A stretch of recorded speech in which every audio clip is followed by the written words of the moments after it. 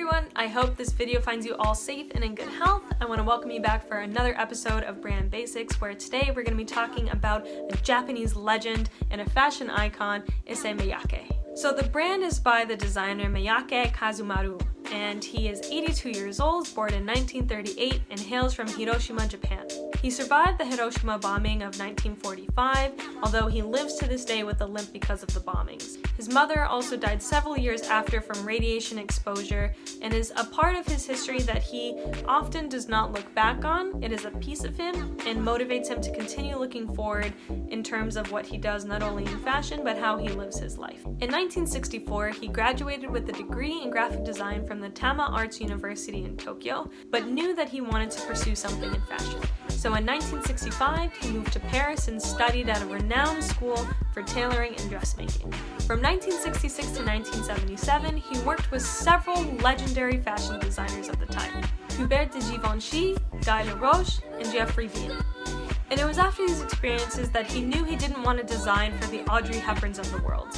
He wanted to go and revolutionize how the Audrey Hepburns of the world actually dressed. So he returned to Tokyo in 1971 and founded his design practice, Miyake Design Studio. His focus was initially on women's wear and launched the collection in New York. The first collection honored Japanese traditional tattoo techniques, in which he did prints onto jersey garments of Jimi Hendrix and Janis Joplin. But it wasn't until 1973 that he had his first fashion show at Paris Fashion Week for Fall/Winter '73. The 1980s were really big for Miyake. This was the year that he reinvented the Forth pleat. So before we continue, what is the Forth pleat? The Forth pleat was invented by Mariano Fortuny in the early 1900s in Spain. And the way that this fabrication came about originally was that you would fold the material into pleats, heat press them, and then cut and sew the textile. But the way that Miyake did it is he actually cut and sewed the material beforehand, and then he pressed the material into the pleats, in which they held their shape based on the fabric that he chose. It was by reinventing this technique that Miyake's design aspirations came to light. Reinventing this technique epitomized Miyake's design style, in which he strove to make designs that were easy for the wearers to wear based on their lifestyle, as well as were light, very practical, easy to wash, and easy to store, as the materials that he chose didn't crease. Having popularized this technique in his own way allowed for a lot of notoriety to come to Miyake. It allowed him to create the costumes for the Frankfurt Ballet, and inevitably allowed him to land in Bloomingdale's alongside several of his Japanese counterparts like Yohji Yamamoto and Rei Kawakubo. During this time, he also struck up a unique friendship with Steve Jobs, in which he actually made most of the black turtlenecks that Steve Jobs wore. There was a moment where Steve Jobs asked Miyake, "Hey, I love these turtlenecks, is there any way that you could make me a couple more?" And Miyake decided to make him 100 more. So there, the friendship started to bloom. The 1980s also saw a lot of divisions of the Miyake brand. So we know in 1971 he founded his eponymous label Issey Miyake, which was just for women's wear, but he started to dabble in the men's wear selection because he knew that a percentage of his audience was indeed men. So he started to introduce that part of his line in 1976, but it didn't become its own collection until 1978. In 1992, Miyake launched Issey Miyake Parfums, which is his perfume line, in which he started with an iconic women's wear fragrance. The Eau de Issey was the first fragrance that Miyake came out with and created this wave of aquatic scents. It was very light, very floral, and oceanic in terms of scent profile.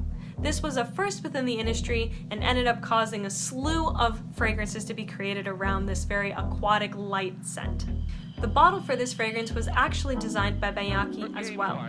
It was inspired by the way the moon looked behind the Eiffel Tower as he saw it from his Parisian flat.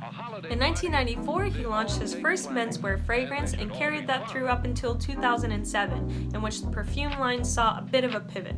Miyake decided that he would bring in special guest perfumers to create a limited edition fragrance, and that kind of model is held up till this day.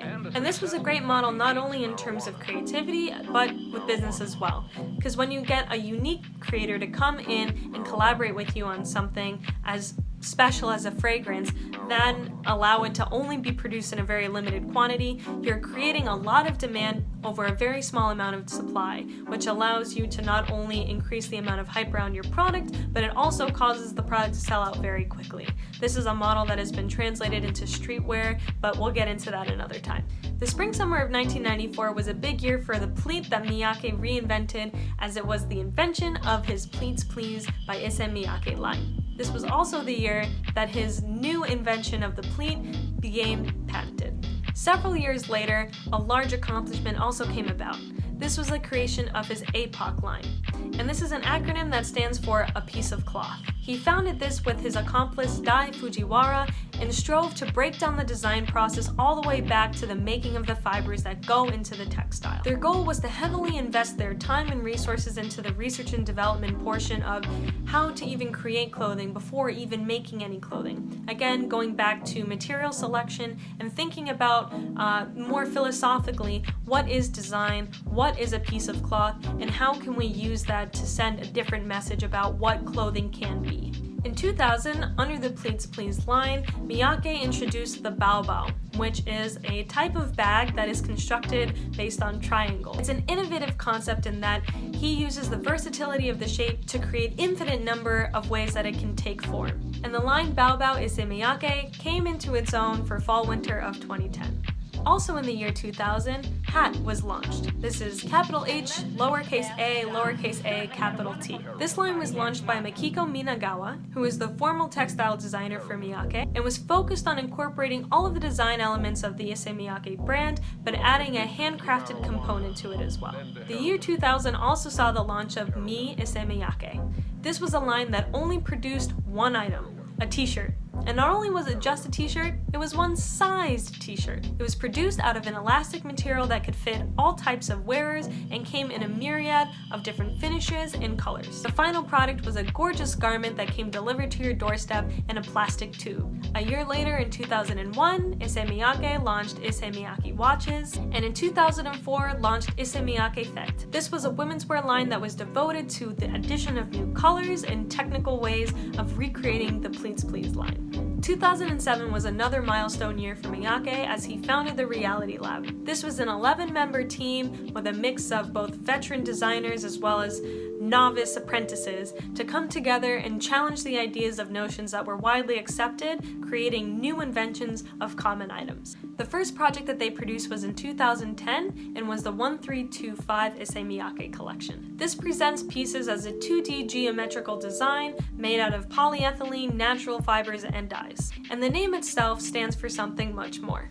You would take a one-dimensional piece of cloth, take it and put it on a three-dimensional shape, and then can be folded into a flat surface, making it two-dimensional. But once put onto the wearer, it transcends time and dimension, becoming five-dimensional.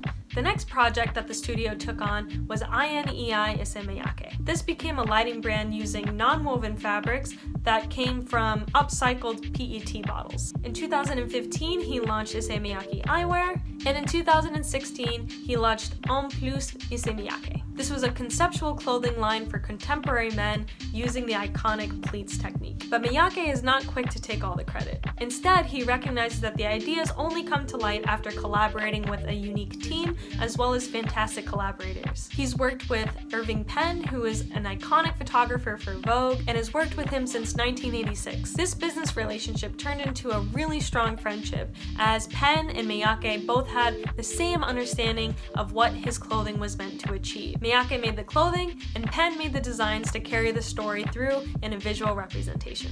He's also worked with a slew of other incredible designers, especially those within the industrial design field, including Shiro Kuramata and Ron Arad. And mind you, this is all just the tip of the iceberg.